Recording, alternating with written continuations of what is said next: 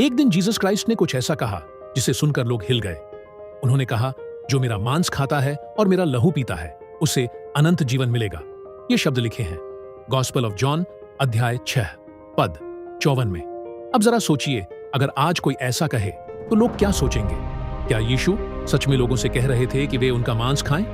क्या वे हमें मांसाहारी बनने को कह रहे थे? क्या मसीही विश्वास का मतलब किसी का शरीर खाना है? यह सुनने में अजीब लगता है, डरावना लगता है और सच कहें तो थोड़ा असहज भी। और यही हुआ था। उस दिन जब यीशु ने यह कहा तो बहुत से लोग चौंक गए। लोगों ने सोचा, यह कैसी शिक्षा है? यह तो असंभव है, यह तो स्वीकार करने लायक नहीं। और बाइबल हमें बताती है कि उस दिन बहुत से चेले यीशु को छोड़कर चले गए। उन्होंने कहा, यह बात बहुत कठिन है, कौन इसे सुन सकता है? आज भी लोग वही सवाल पूछते हैं, क्या यीशु ने सच में अपना मांस खाने को कहा? क्या यह प्रतीक है या वास्तविकता? क्या यह रहस्य है या आदेश? क्या हम समझ नहीं पाए या उस समय के लोग नहीं समझ पाए? क्योंकि सच्चाई यह है, उस समय भी लोग भ्रमित हुए थे और आज भी होते हैं। लेकिन अगर हम गहराई से देखें तो यह वचन डरावना नहीं है, यह जीवन देने वाला है। यह हिंसा की बात नहीं करता, यह आत्मिक मिलन की बात करता है। यह शरीर की बात नहीं करता, यह आत्मा की बात करता है। लेकिन इस रहस्य को समझने के लिए हमें पहले उस क्षण में जाना होगा जहां यीशु ने यह कहा था। क्यों उन्होंने ऐसा कहा, किस परिस्थिति में कहा और लोग क्यों ठोकर खा गए?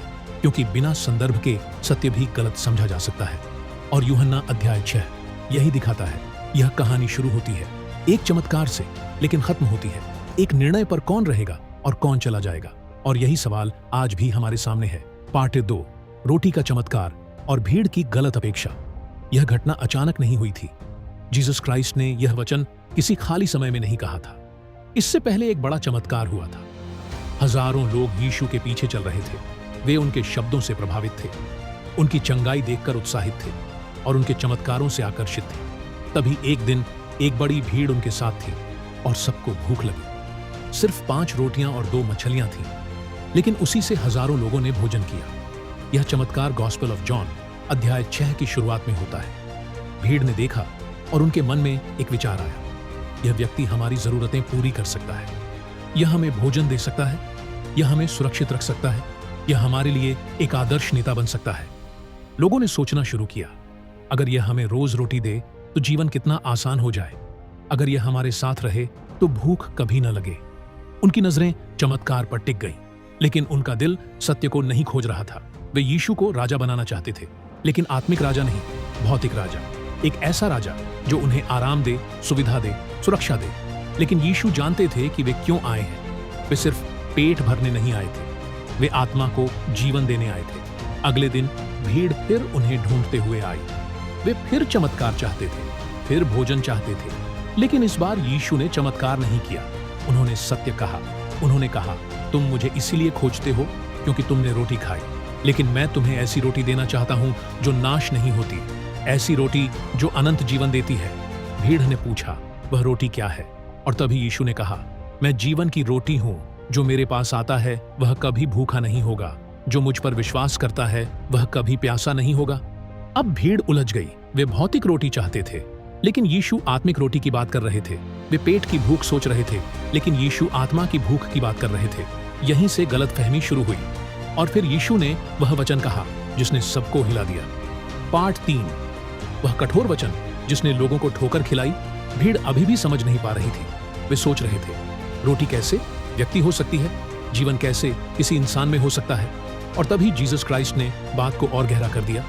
उन्होंने कहा, यदि तुम मनुष्य के पुत्र का मांस नहीं खाओगे और उसका लहू नहीं पियोगे तो तुम में जीवन नहीं है। और जिसने मेरा मांस खाया और मेरा लहू पिया उसके पास अनंत जीवन है। यह सुनकर लोग चौंक गए। यह सिर्फ कठिन नहीं था, यह अस्वीकार्य लगा। लोगों ने आपस में कहना शुरू किया, यह हमें अपना मांस कैसे दे सकता है? क्या यह हमें अपने शरीर को खाने के लिए कह रहा है?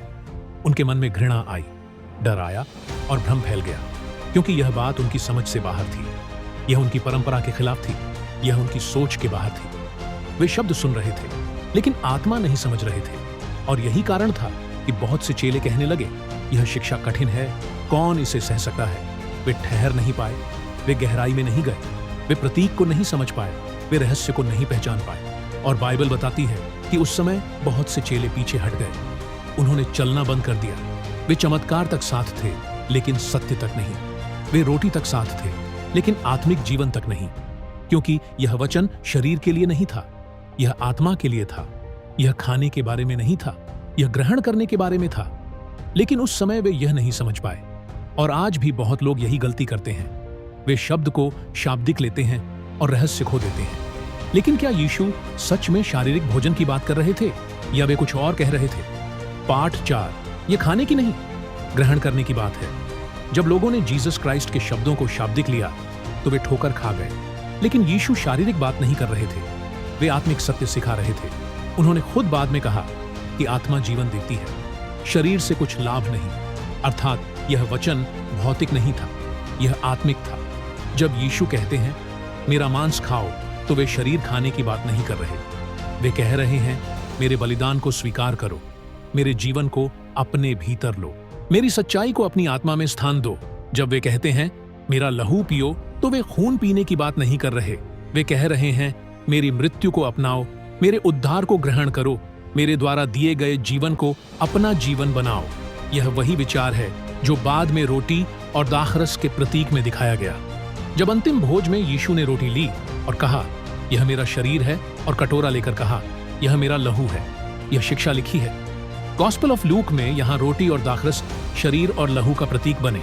यह किसी हिंसा का निमंत्रण नहीं था, यह प्रेम का निमंत्रण था। यह भोजन नहीं था, यह एकता थी। यह खाने की क्रिया नहीं थी, यह आत्मिक मिलन था। जैसे भोजन शरीर का हिस्सा बनता है, वैसे ही मसीह का जीवन हमारी आत्मा का हिस्सा बनता है। जब हम उनके बलिदान को स्वीकार करते हैं, उनकी मृत्यु पर विश्वास करते हैं, उनकी जीवन देने वाली शक्ति को ग्रहण करते हैं, तब हम उनका मांस खाते हैं और उनका लहू पीते हैं। यह प्रतीक है पूर्ण समर्पण का, पूर्ण विश्वास का, पूर्ण मिलन का। लेकिन फिर भी उस दिन बहुत से लोग यह समझ नहीं पाए। वे चले गए, लेकिन कुछ रुके। पार्ट 5 कौन रुका और क्यों? जब यह कठिन शिक्षा दी गई तो बहुत से लोग पीछे हट गए। वे चमत्कार तक साथ थे, लेकिन सत्य तक नहीं। वे लाभ तक साथ थे, लेकिन समर्पण तक नहीं। तब जीसस क्राइस्ट ने अपने 12 चेलों की ओर देखा और पूछा, क्या तुम भी चले जाओगे? यह सिर्फ एक सवाल नहीं था, यह एक परीक्षा थी। क्या वे भी शब्द से ठोकर खाएंगे या रहस्य को खोजेंगे? तब साइमन पीटर ने उत्तर दिया, प्रभु, हम किसके पास जाएं? अनंत जीवन के वचन तो आपके पास है। हम विश्वास करते हैं कि आप परमेश्वर के पवित्र जन हैं। पतरस ने सब कुछ नहीं समझा था, लेकिन उसने भरोसा किया। उसने प्रतीक को नहीं, व्यक्ति को पकड़ा। उसने शब्द की कठिनाई नहीं, सत्य की गहराई को चुना। और यही फर्क था। भीड़ ने पूछा, यह कैसे संभव है? चेले ने कहा, आपके पास जीवन है। भीड़ ने देखा और ठोकर खाई। चेले ने विश्वास किया और ठहर गए, क्योंकि यह शिक्षा समझ से नहीं, विश्वास से खुलती है। यह तर्क से नहीं, समर्पण से समझ आती है। यीशु मांस खाने की बात नहीं कर रहे थे। वे कह रहे थे, जब तक तुम मुझे पूरी तरह ग्रहण नहीं करोगे, तुम जीवन नहीं पाओगे। जब तक मेरा बलिदान तुम्हारे भीतर नहीं उतरेगा, तुम बदलोगे नहीं। जब तक मेरा जीवन तुम्हारा जीवन नहीं बनेगा, तुम अनंत जीवन नहीं पाओगे। तो क्या यीशु हमें मांस खाने को कह रहे थे? नहीं, वे हमें स्वयं को देने को कह रहे थे। वे कह रहे थे, मुझे सिर्फ सुनो मत, मुझे ग्रहण करो, मेरे शब्दों को मत जानो, मेरे जीवन को अपनाओ, मेरे चमत्कार मत खोजो, मेरे बलिदान को अपना लो।